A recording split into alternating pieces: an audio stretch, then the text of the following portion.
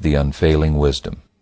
A man should be superior to his possessions, his body, his circumstances and surroundings, and the opinions of others, and their attitude towards him.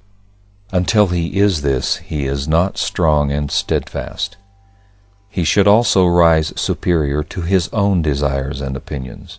Until he is this, he is not wise. The man who identifies himself with his possessions will feel that all is lost when these are lost. He who regards himself as the outcome and the tool of circumstances will weakly fluctuate with every change in his outward condition. And great will be his unrest and pain who seeks to stand upon the approbation of others. To detach oneself from every outward thing, and to rest securely upon the inward virtue, this is unfailing wisdom. Having this wisdom, a man will be the same whether in riches or poverty.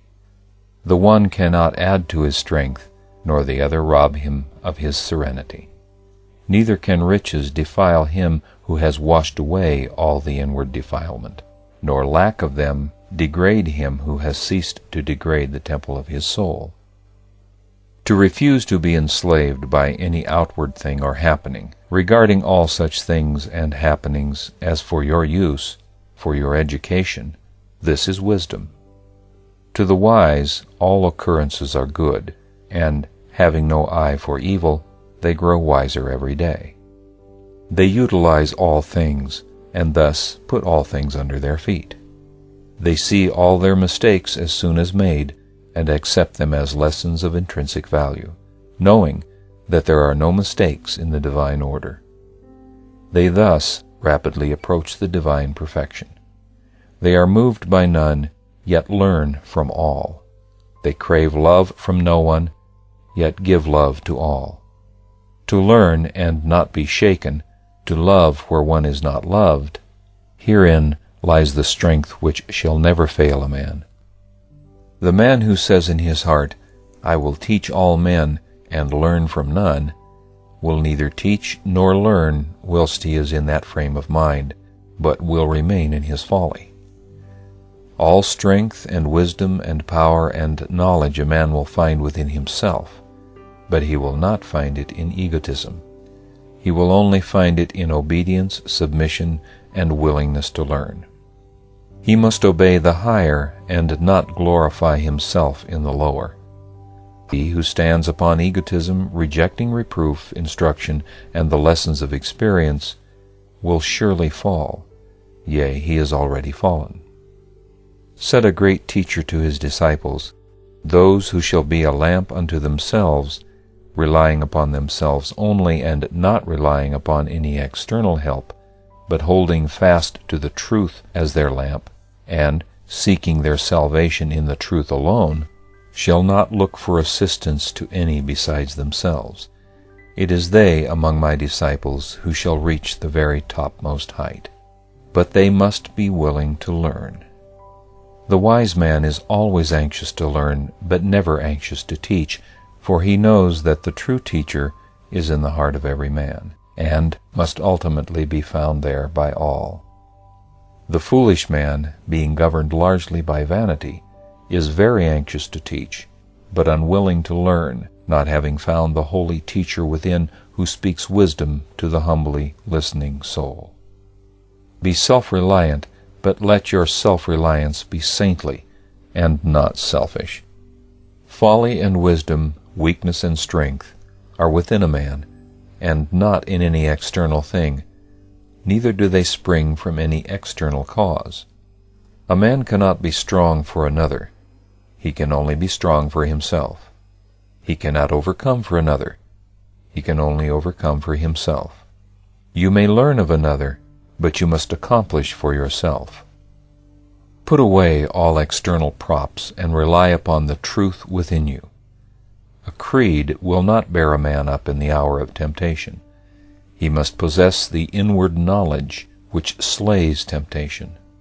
A speculative philosophy will prove a shadowy thing in the time of calamity. A man must have the inward wisdom which puts an end to grief. Goodness, which is the aim of all religions, is distinct from religions themselves. Wisdom, which is the aim of every philosophy, is distinct from all philosophies. The unfailing wisdom is found only by constant practice in pure thinking and well-doing, by harmonizing one's mind and heart to those things which are beautiful, lovable, and true. In whatever condition a man finds himself, he can always find the true, and he can find it only by so utilizing his present condition as to become strong and wise.